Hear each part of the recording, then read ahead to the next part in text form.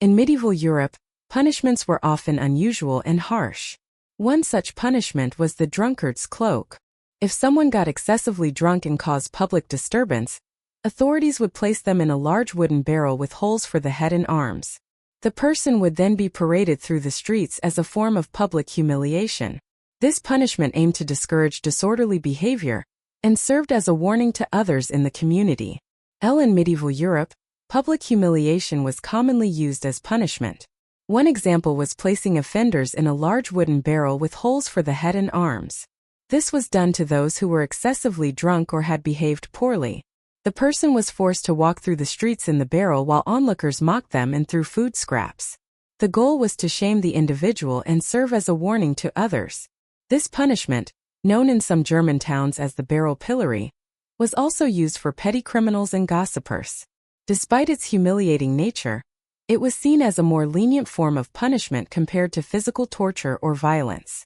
In medieval Europe, public humiliation was a common form of punishment. One method was the drunkard's cloak, where individuals who were excessively drunk or disruptive were placed in a large wooden barrel with openings for the head and arms. They were then forced to walk through the streets while being mocked by onlookers. This punishment was also used for minor offenses like theft or gossip in some towns. Though humiliating, it was considered relatively mild compared to more violent punishments.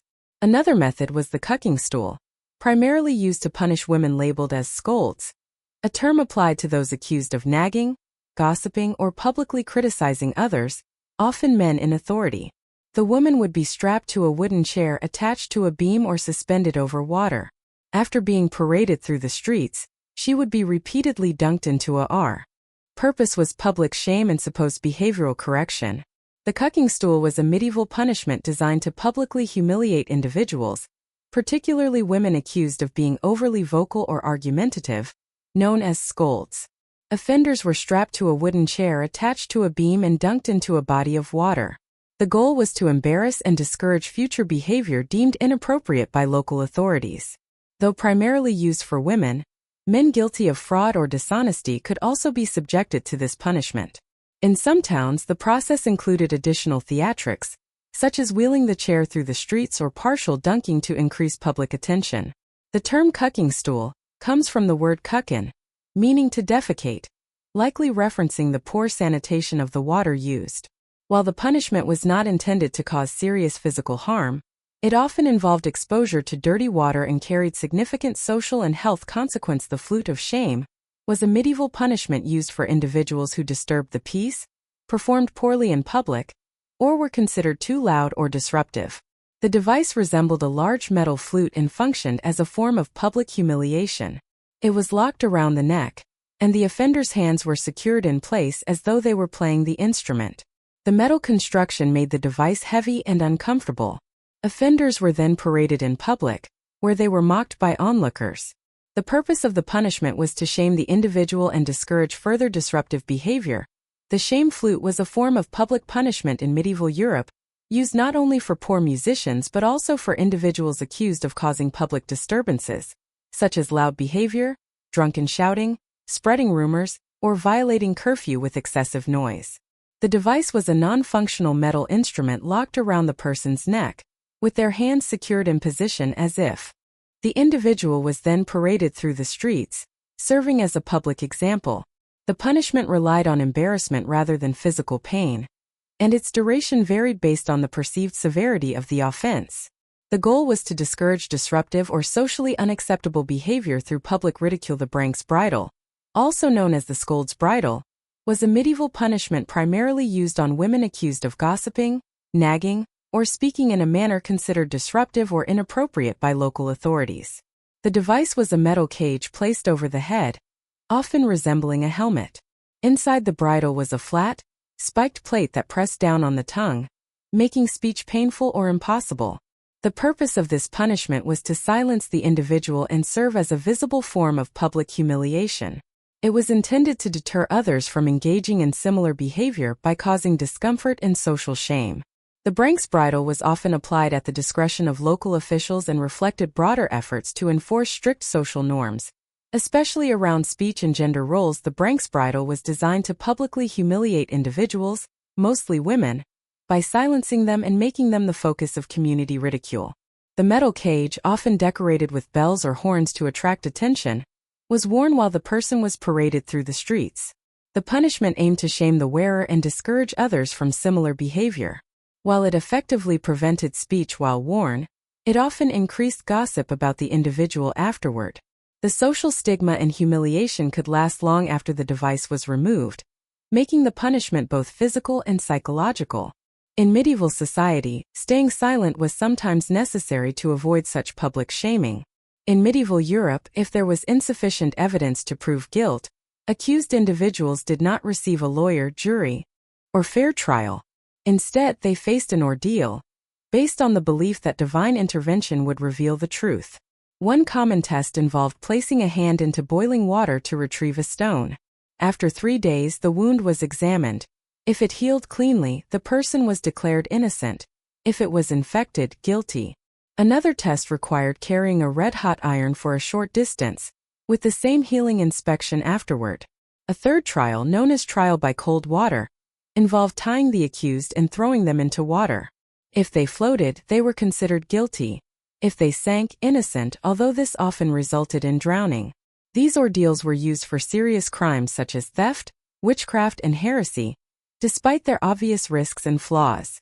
The people overseeing trials by ordeal were often the same authorities who already suspected the accused, creating a conflict of interest. Even if someone survived the ordeal, suspicion could remain, with some believing they had received supernatural help. As a result, survivors could still face other punishments such as the pillory. While ordeals were meant to deliver divine justice, in reality, they served as public spectacles, intimidation tactics, and a way to avoid proper investigation. For those accused, the outcome often depended more on chance or mercy than on fairness. Another common medieval punishment was the pillory. It was a wooden frame with holes for the head and hands, used to publicly restrain and humiliate offenders. People locked in the pillory remained there until the authorities decided they had been sufficiently shamed. The pillory was used to publicly shame offenders for crimes such as fraud, cheating, or insulting officials. Once locked into the wooden frame with the head and hands secured, the person was exposed to the public's ridicule. Bystanders might throw rotten vegetables, mud, or other objects, and animals like pigeons often added to the discomfort. The goal was not physical harm be individual, and parents might use the opportunity to remind children of the offender's crime. The length of time spent in the pillory could range from hours to days, causing physical discomfort from standing in one position without breaks. Sometimes offenders were further humiliated by being dressed in embarrassing clothing or wearing signs describing their crimes. This punishment combined public shaming with elements of theatrical display. The pillory remained in use until the 19th century, eventually falling out of favor due to concerns about cruelty, and because public punishments sometimes turned into entertainment events. When the crowd's amusement overshadowed justice, the effectiveness of the punishment was compromised. For many centuries, the pillory served as a warning that public humiliation was a severe consequence for wrongdoing. Another public punishment used in medieval Europe was the whipping carousel. In this method, the offender was tied to a post or strapped into a rotating platform in a public square. The rotation allowed the person to be seen from all angles by the crowd while receiving lashes. This design provided equal visibility for onlookers and made it easier for the person administering the punishment.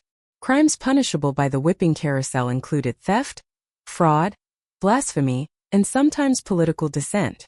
Although physically painful, the primary purpose of this punishment was public humiliation. During the whipping carousel punishment, the crowd actively participated by cheering, booing, and sometimes throwing objects at the offender between rotations. The punishment duration varied based on the crime, with minor offenses resulting in fewer rotations and more serious crimes leading to prolonged exposure. This form of public punishment eventually declined and was replaced by more modern methods, but it emphasized community involvement in enforcing justice. Another medieval punishment was the wooden donkey.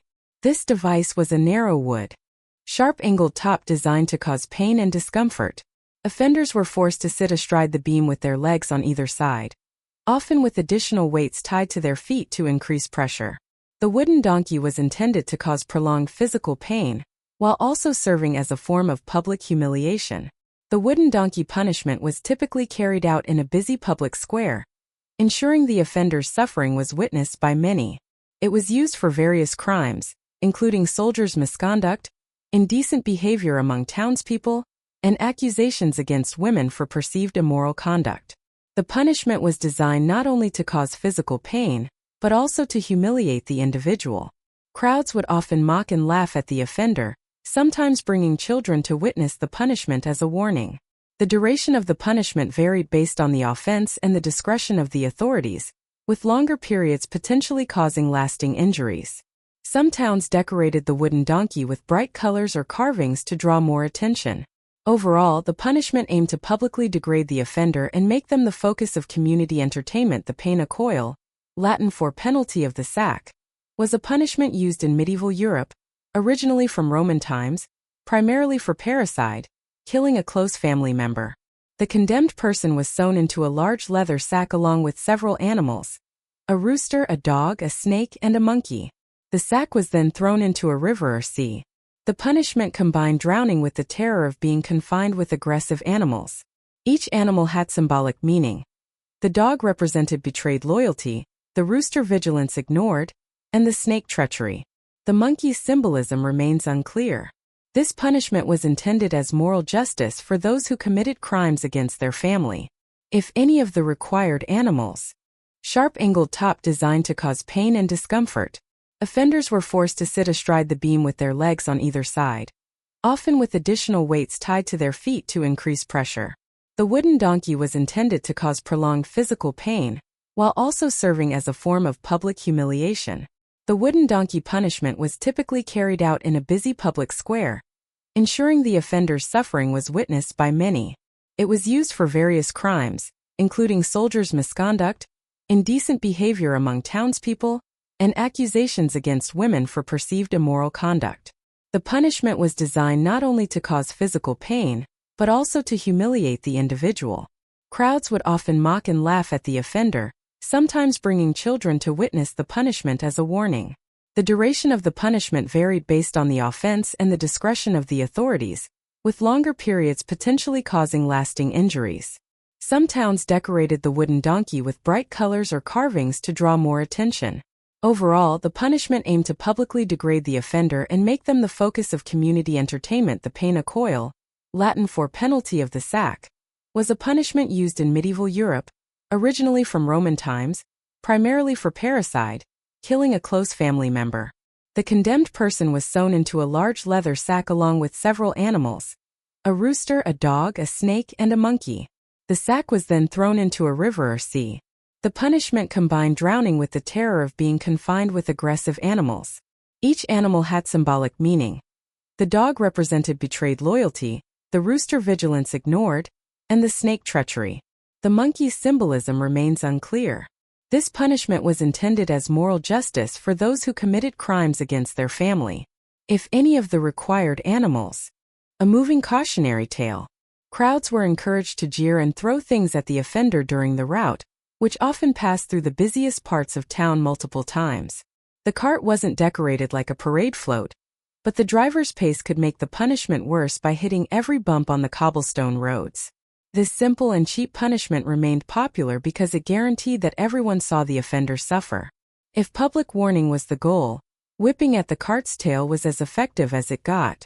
Over time, as justice shifted away from public spectacle toward closed-door decisions, this punishment faded. But for centuries, spotting a cart slowly rolling through town with someone tied to its rear meant the show was about to begin. In medieval fashion, some accessories signaled elegance, others rebellion, and the iron collar screamed, "I made a terrible life choice." This was no ordinary jewelry. The iron collar was a thick metal ring locked around the offender's neck, often attached by chain to a post or wall. Sometimes the chain was short, keeping the wearer fixed in place like a very sad lawn ornament. Other times there was no chain at all, leaving the person to wear it as a walking billboard of shame. The collar was heavy, uncomfortable, and impossible to miss. Many had inscriptions explaining the crime: thief, liar, or my favorite, gossiper. Imagine trying to buy bread with a sign around your neck that says, "Don't trust me." Subtle, right? Offenses earning this medieval bling were usually embarrassing but not deadly: petty theft, slander, cheating at market weights. Sometimes it was combined with standing in the town square, so everyone could read your new accessory and remember your shame. The true cruelty? The collar could be worn for days or even weeks, making sleeping, eating, and simply existing an ongoing exercise in discomfort. Of course, you couldn't remove the collar yourself. That required a blacksmith, and the permission of T. was permanently fixed to a wall or the side of a building, forcing the offender to stand there until their sentence was served. This turned the punishment into a kind of living billboard. Come to the market, and while you're here, look at this guy who tried to shortchange the baker. Eventually, the iron collar fell out of fashion, partly because attitudes toward public humiliation changed, and partly because iron wasn't cheap, making it impractical to use as neckwear anymore. Still, for its time, it was an efficient little device. Portable shame, low maintenance, and guaranteed to make you the least popular guest at any medieval dinner party. Medieval Europe had a very straightforward approach to crime prevention. If you stole something with your hand, well, you might not be using that hand again. Amputation for theft was exactly what it sounded like, the removal of a hand, a finger, or sometimes even a foot if you were particularly bad at shoplifting. The idea was simple. Take away the tools of the crime and the problem solves itself. Brutal? Yes. Effective? Also yes, but mostly because it scared everyone else into keeping their hands firmly in their own pockets. This punishment wasn't handed out for every stolen loaf of bread, at least not everywhere. Some towns fined petty thieves or subjected them to public shaming, but repeat offenders or those caught stealing valuable goods risked the one-and-done policy. If the local lord wanted to make an example, the amputation was carried out in the town square for maximum impact. Nothing says don't steal like watching someone instantly lose their career in pickpocketing. The method varied. Some used an axe, others a sword, and in rare cases a chisel and mallet, because why not add a little carpentry flair to the legal system? Officials often hired a specialist to carry out the sentence, not just to ensure it was done cleanly, but also because nobody wanted to explain to their spouse why they were covered in blood. After market day, of course, the punishment was as much about social consequences as physical ones. Losing a hand in a society built on manual labor didn't just limit your job prospects, it marked you for life. Everyone could see what you'd done, and even if you claimed it was an accident with a millstone, nobody was buying it. And then there was the deterrent factor. A thief might have skill, stealth, and charm, but it's hard to pick a pocket with one hand, and even harder when everyone in town knows exactly why you have only one.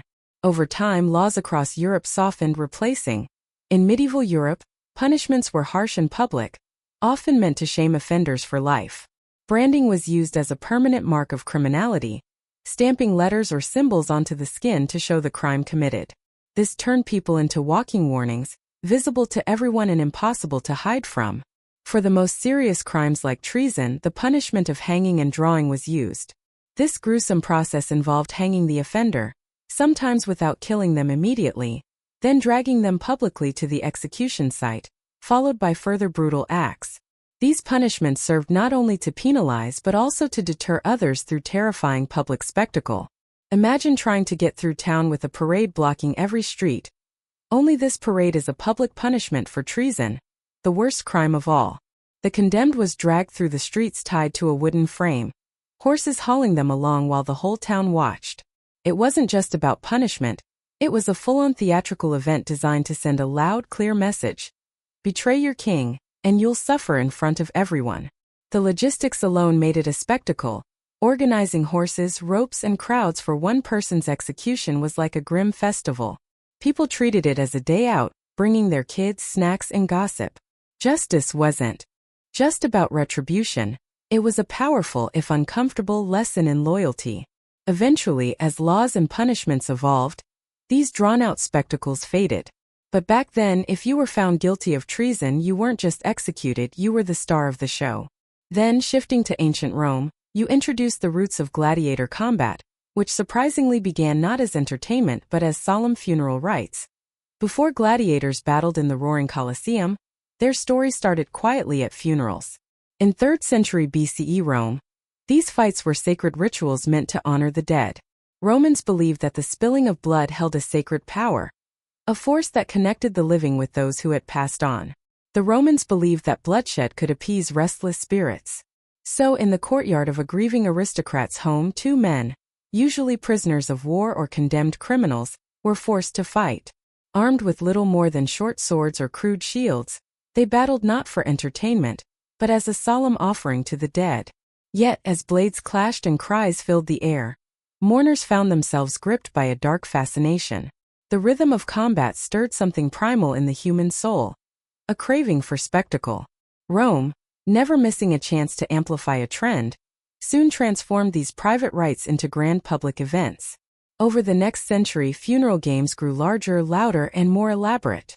By the late Republic, fights spilled out of aristocratic courtyards and into makeshift wooden arenas in the Forum. Nobles discovered that the more gladiators they provided, the more adoration they won from the crowds. When Julius Caesar held his father's funeral games, he staged hundreds of bouts across several days, dazzling spectators and cementing his popularity. The blood that once flowed to honor the dead now served a different god entirely: public approval. Violence had become a political tool. The roar of the crowd was as potent as any legion. By spectacle, a blend of religion, theater, and ruthless politics. It was a stage where emperors courted favor with a single thumbs up, and where the fates of men were decided before tens of thousands of screaming voices. To most Romans, the gladiator was a paradox. A man living at society's lowest rung, yet whose name could echo through the streets like a hero's. Each fight could be your last, and the price for failure was death, or worse, the slow fading of hope. Gladiators trained relentlessly, knowing every match might be a final performance, yet many embraced the danger, finding purpose in the arena's brutal rhythm. The roar of the crowd, the surge of adrenaline, and the chance for glory made the risk almost irresistible. The lanista, the gladiator's owner and trainer, wielded absolute control over their fate. Some viewed gladiators merely as investments, valuable only as long as they could win fights. Others saw them as trophies, symbols of power and prestige. The brutal life in the ludi was balanced by the possibility, however slim, of freedom, fame, and a legacy carved in blood and sand. Despite their low social status, gladiators challenged the strict hierarchies of Roman society. Their bravery and skill could elevate them above common slaves, making them the subject of admiration, envy, and complex social dynamics.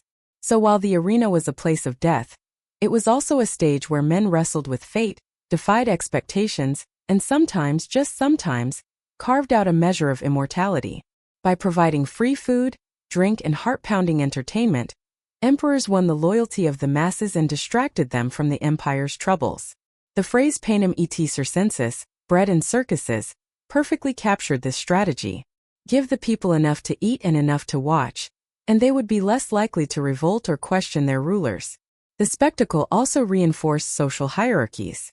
Senators and wealthy elites showed their status by sponsoring games, while hors grand show, both victims and heroes, living proof of Rome's might and the emperor's generosity.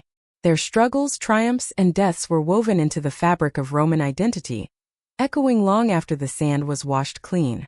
Sword called a gladius, the murmillo was the classic heavily armored fighter, often paired against the nimble and lightly armored retiarius. This matchup was a crowd favorite, brute strength and defense against speed and cunning. The retiarius fought with a trident and weighted net, aiming to ensnare his opponent before delivering a lethal thrust. These opposites created thrilling duels full of tension and strategy. Other gladiator types added to the diversity: the Thracian wielding a curved sword and small shield, the Hoplomachus modeled after Greek hoplites with a spear and round shield, and the Samnite sporting heavy armor and weapons. Each style brought a distinct flair and personality to the arena, ensuring no two fights were alike. This careful choreography made gladiatorial combat more than just survival. It was theater with life or death stakes. Spectators came to see not just who would live or die, but how the story unfolded.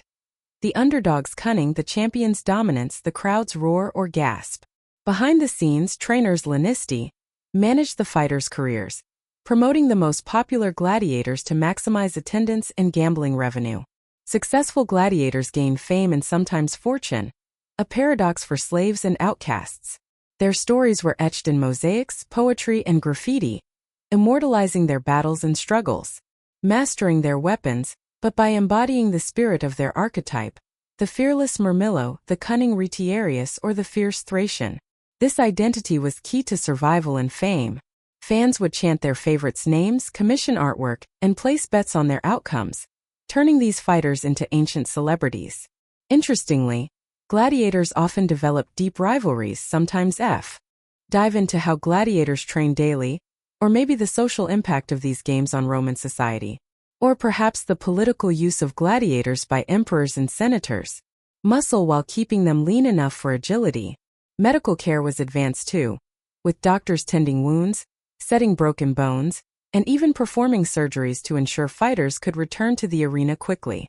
Despite the harshness, the ludus was a strange kind of community. Gladiators formed bonds, shared secrets, and even cared for one another in their dangerous world. Veteran fighters mentored newcomers, teaching not only combat skills but also survival strategies, how to read the crowd, how to win favor, and when to show mercy or deliver the final blow. The life of a gladiator was a mix of grim reality and dramatic flair. Some sought glory, others survival, but all had to master the dual role of warrior and performer. Their fates were tied not just to skill, but to the whims of the crowd and the decisions of the editor, the official who oversaw the games and decided who lived or died. Favor and spectacle often influenced the emperor's decision as much as the gladiator's performance. Sometimes a popular fighter was spared to keep the crowd entertained, while at other times, a brutal death was staged to remind everyone of the emperor's authority and the unforgiving nature of Rome. Gladiators understood this brutal theater well. They fought not only against their opponent but also against fate itself, the capricious whims of those holding the power to decide their lives. Their very survival depended on a complex interplay of skill, showmanship, and sometimes sheer luck. And yet, despite the constant threat of death, many gladiators fought again and again, driven by the hope of freedom, fame, or simply the will to endure. Their stories remind us that beneath the blood and sand was a humanity grappling with the harsh realities of power, performance, and survival in one of history's most brutal. Knight in disguise, turning the brutal slave warrior into a symbol of noble valor and honor.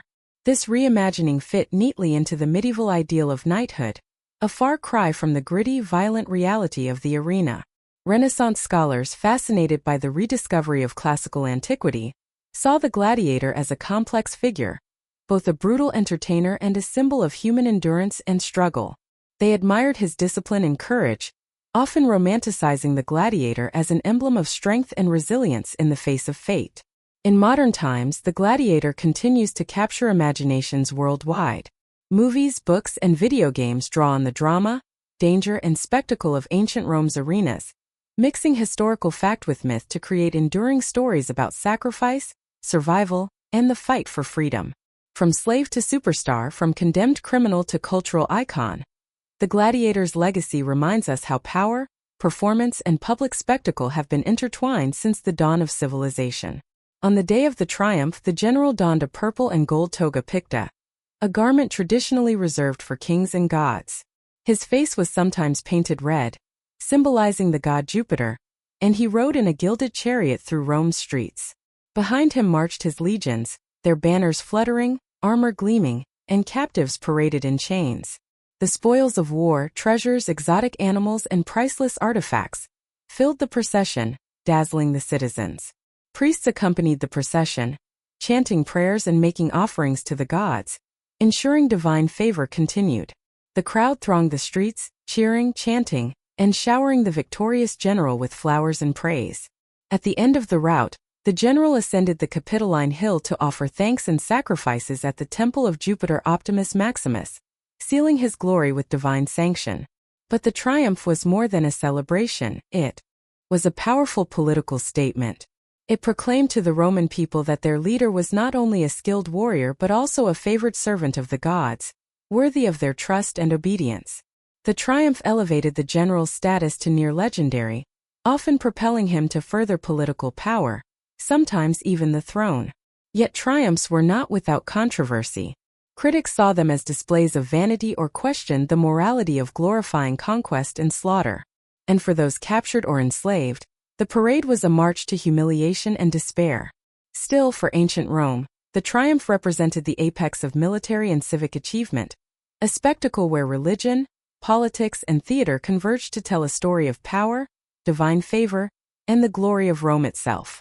Sunlight like mirrors, the gleam a testament to their discipline and pride. Their banners fluttered in the gentle breeze, each one telling a story of battles fought and won. Some soldiers exchanged knowing glances, recalling hardships shared on distant frontiers, while others savored the thrill of the crowd's growing roar. As the first rays of dawn touched the rooftops, the city's temples opened their doors to the priests, who performed rituals to bless the day ahead. Incense smoke rose in spirals, carrying prayers to Jupiter, Mars, and other deities who had watched over the campaign. Musicians tuned their instruments, trumpets, flutes, and drums, ready to unleash triumphant fanfares that would echo off marble walls and through crowded streets. By mid-morning, the streets filled with people from every corner of Rome and beyond, senators in their togas, merchants in fine tunics, children clutching small laurel wreaths, and slaves eager to witness history. The air buzzed with stories, rumors, and speculation. Vendors peddled garlands and souvenirs, while artists sketched quick portraits of the general's expected arrival. At the city gates, the legions marched in precise formation, their disciplined cadence stirring the hearts of onlookers. Behind them, prisoners of war in chains trudged forward, their faces a mixture of defeat and resignation, while attendants carried gleaming chests of gold, silver, and treasures that whispered of far-off lands conquered. And then finally came the moment the crowd had been waiting for. The general himself, clad in the rich purple toga picta embroidered with gold, his face painted red in homage to Jupiter, he rode a gilded chariot pulled by white horses. His eyes scanned the cheering masses, embodying both the man and the symbol of Rome's might. Behind him, the spoils of victory glinted in the sun, and the legions followed, an unbroken line of power and discipline. The city erupted in cheers, flowers rained down, and the triumphant music soared. For one day, the general was elevated to near divine status, the embodiment of Rome's eternal glory and indomitable spirit. Of the gods and the people. Upon reaching the temple's steps, the general dismounted from his chariot, his feet touching the sacred ground where few mortals dared tread. He carried with him the spoils of war, gold, silver, rare animals, and art, offerings to honor Jupiter and to signify Rome's dominion over conquered lands.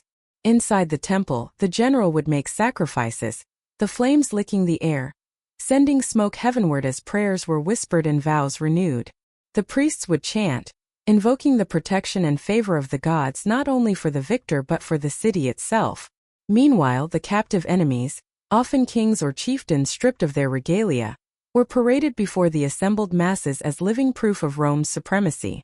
Their humiliation was a dramatic counterpoint to the general's exaltation, a stark reminder of the cost of defiance. After the religious rites, the general's troops would celebrate with feasts and games, the soldiers reveling in their shared glory. The triumph was both a moment of closure and a new beginning, unchallenged and eternal. Yet, for the general, the day was also a delicate balance. Beneath the adulation lurked the ever-present awareness of Roman politics. Triumphs elevated men, but they also painted targets on their backs. Ambition, envy, and rivalry simmered beneath the surface, making the honor as dangerous as it was dazzling.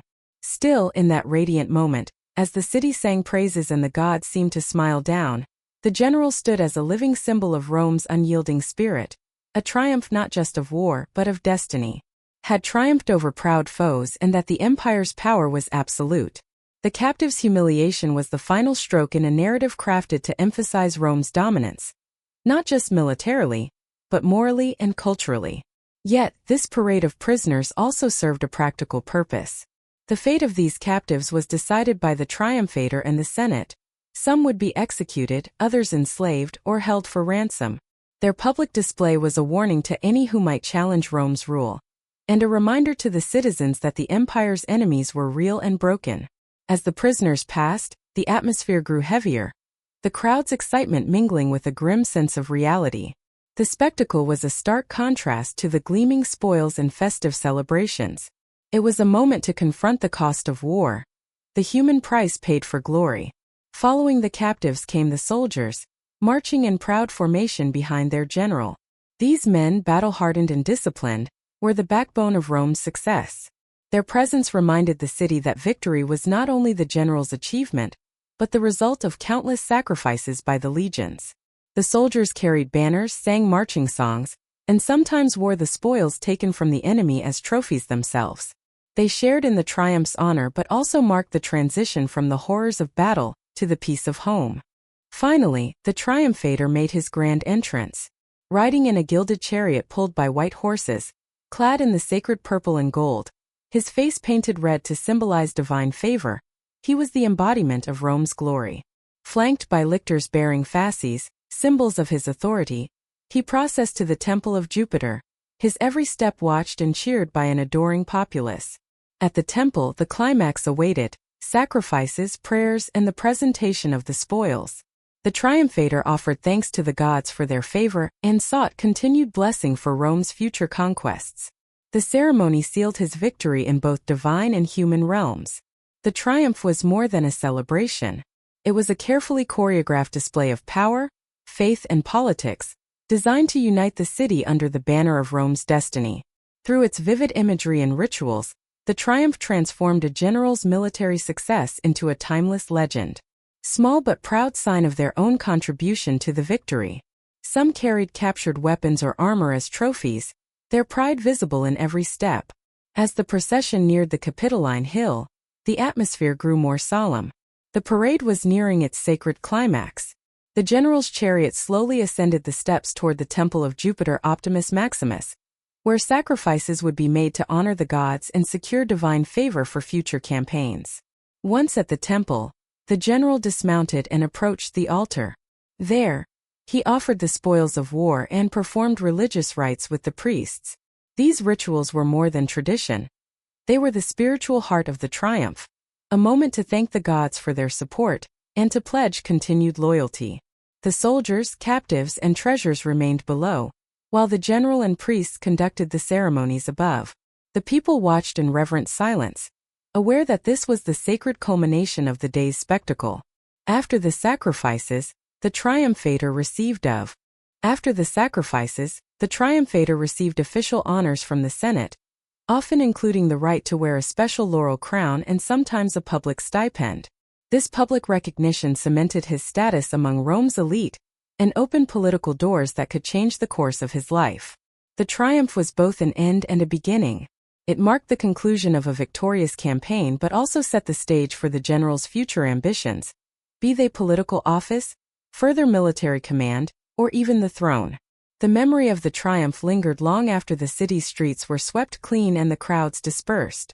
It became a symbol of Rome's eternal power and the promise that, through strength and divine favor, its destiny was assured. A double-edged sword. While it elevated the general to almost divine status, it also placed him under intense scrutiny. Every success raised expectations for future triumphs, and failure could bring a swifter and harsher fall. Rivals in the Senate and other political circles watched carefully, ready to exploit any misstep or failure. Moreover, the immense cost of a campaign and the subsequent triumph often attracted criticism.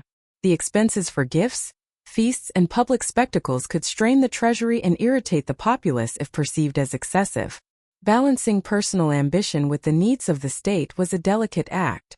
For the victorious general, the triumph was a powerful tool but also a heavy responsibility.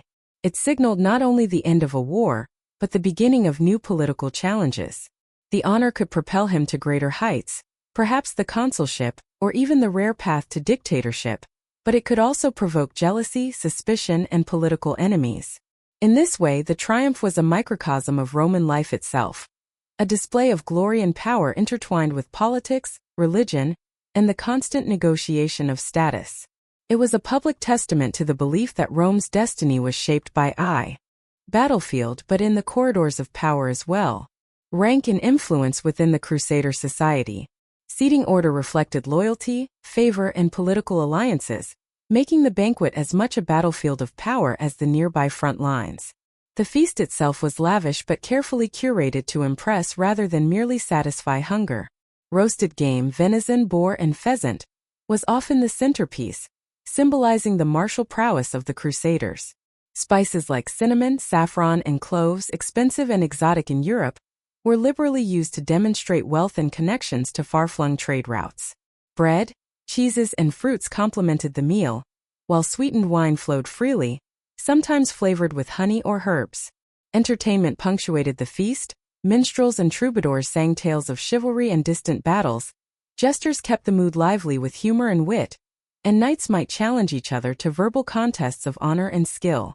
The ritual of toasting reinforced bonds among the guests. Each cup raised a gesture of loyalty or challenge.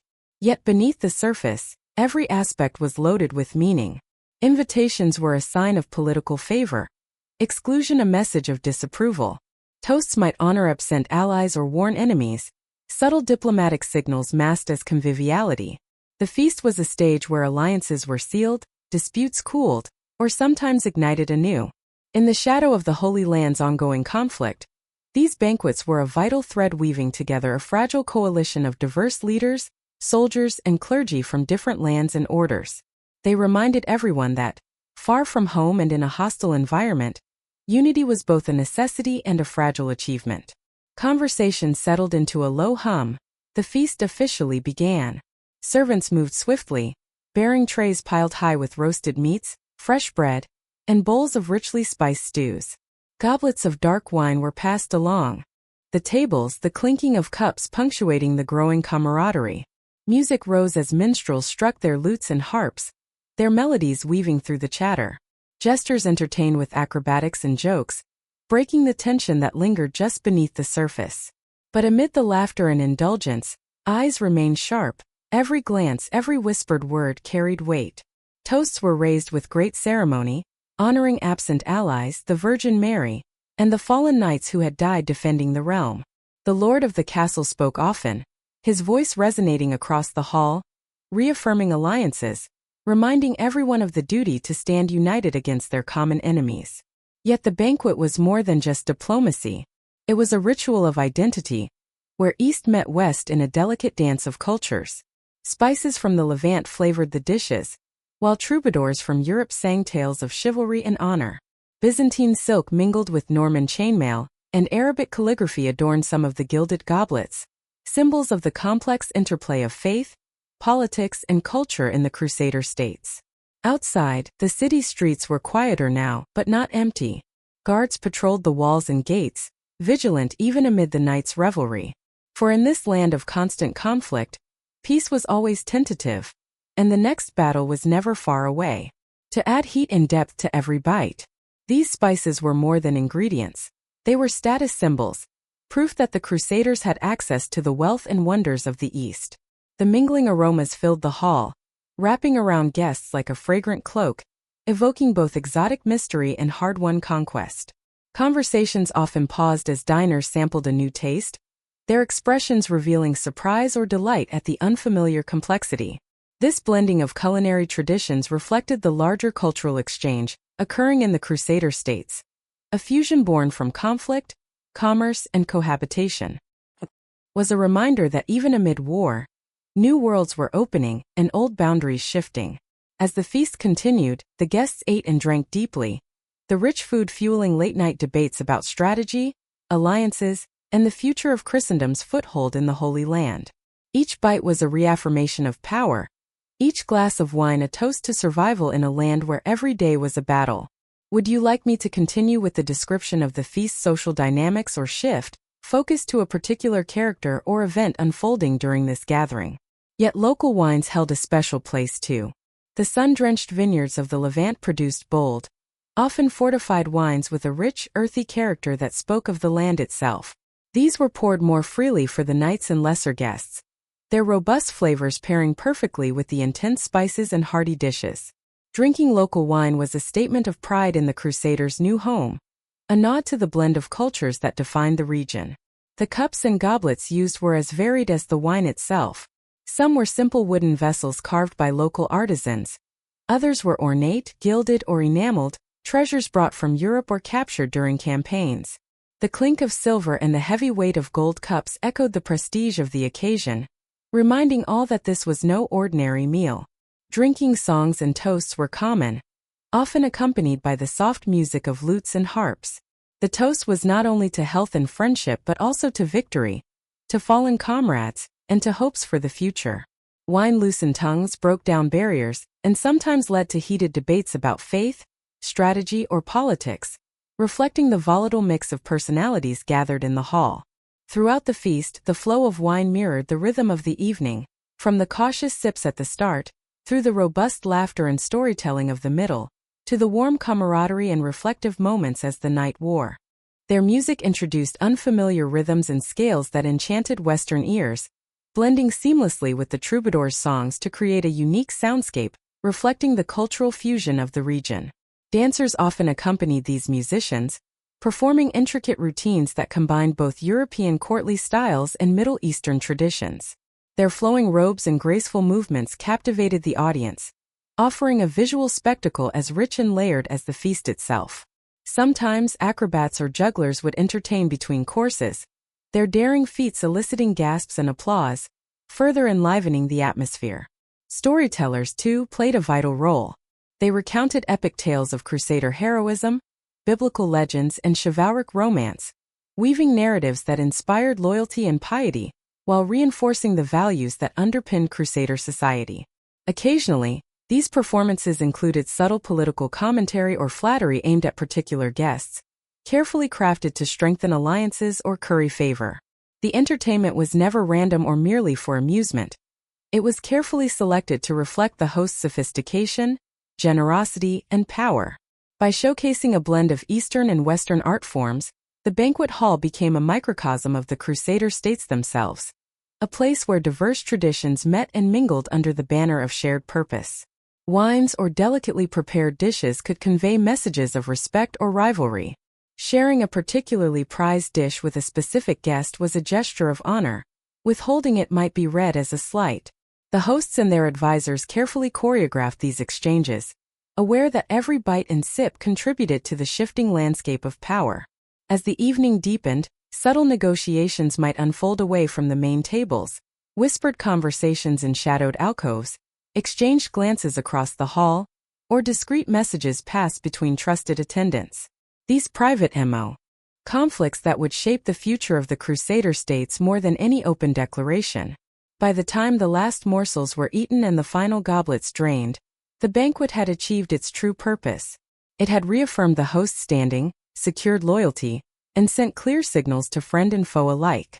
Guests departed with stomachs full and minds racing, reminded that in this volatile frontier, survival depended as much on cunning diplomacy as on the sword. Spaces further down the tables. Women, if present, usually had designated seating areas, often separate from the knights and lords, though exceptions occurred depending on local customs and the host's preferences.